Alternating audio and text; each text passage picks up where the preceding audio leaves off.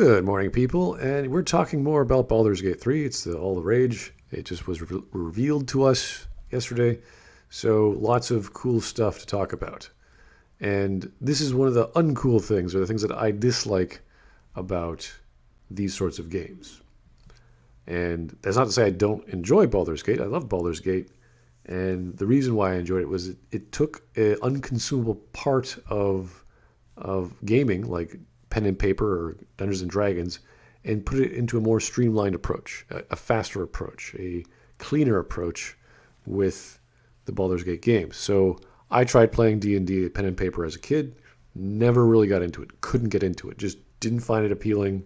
There were too many rules, too many numbers, and I had to figure out what is happening all based off a dice roll, which is fine. There's nothing wrong with this style of game. It's just not my cup of tea. So when I saw that simulated in a game, like, I don't know, 5, 6 years later, I thought, hey, I remember playing D&D. I didn't really like it. What's that?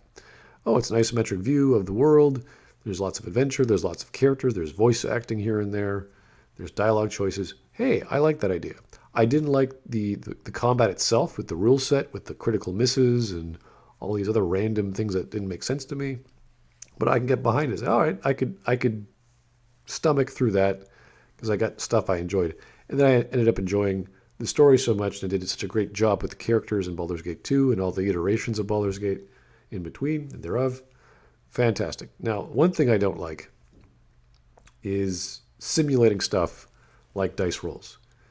Another thing I don't like is actually seeing the dice roll pop up on screen and say, okay, this is what's going to happen with this dialogue option. This is what's going to happen with this lockpick scenario or this stealth sneaking scenario.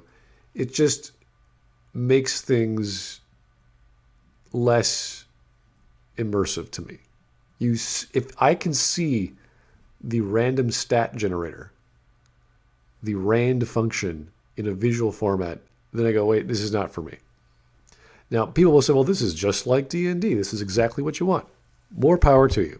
For the rest of us who actually don't play these games, don't play pen and paper games, who like the Baldur's Gate or the lore of D&D, but don't want to go through this long experience, we don't want to see the numbers behind things. We don't want to see the, oh, critical miss again. Oh, fantastic. You suck. Even though that alien was right next to you, you still couldn't hit it with your shotgun, even though you had 90% chance of hitting him. You still, like, we don't like that. It's annoying. So to have every encounter or whatever scenario have this random factor in it is a bit unappealing to me. Now, I wasn't going to get the game anyway just because it's not my kind of game. So it's just sad to see this, that because it's like tabletop, we're going to just copy tabletop. That's not the point of making an adaptation. That's not the point of making a game inspired by something. You're supposed to take something and make it consumable and make it the medium, meaning the medium is the message. I know I quote Marshall McLuhan a lot, but that's the point. The point of a game is to be fun and simple and easy and have all the details that are fun. Dice rolls take you out of like, look at this. Imagine the background is a combat scenario or a dialogue scenario, which it is in this case, or any other scenario. It's all just dice rolls. I want to make this choice. Nope. Your Paragon points are 1 point below.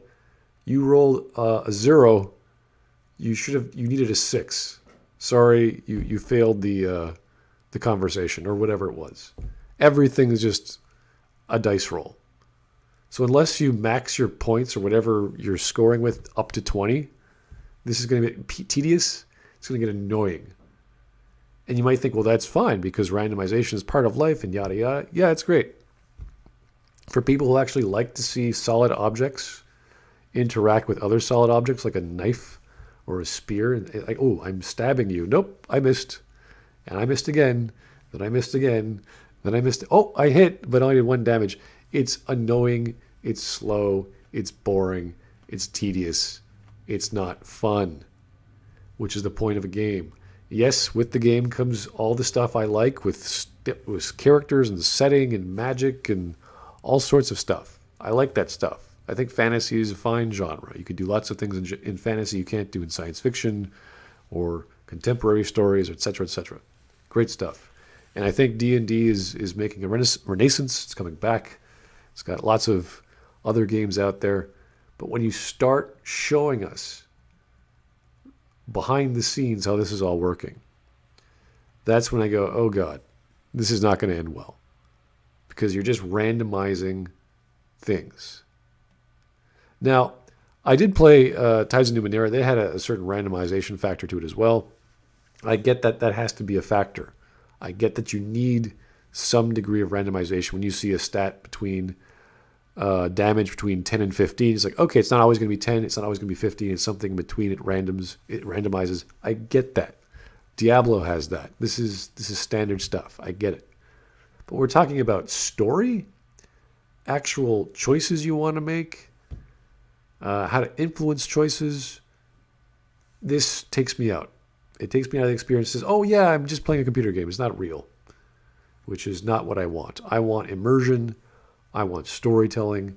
I want my stats to actually be valid, like whole numbers that have weight, not part of a calculation. Even though it is, even though I know how these games are put together and how these rule sets can be working within a tick counter in your rendering loop, how you have to go to the logic of a gameplay system for combat or whatever. It just irks me the wrong way. So anyway, that's just my take on it. I'm sure it's going to be a fun game for people who love this stuff. It's just not my cup of tea, as we like to say. And yeah, sadly, it's no longer Baldur's Gate as I remember it. Thanks for listening, guys. Have yourself a great day.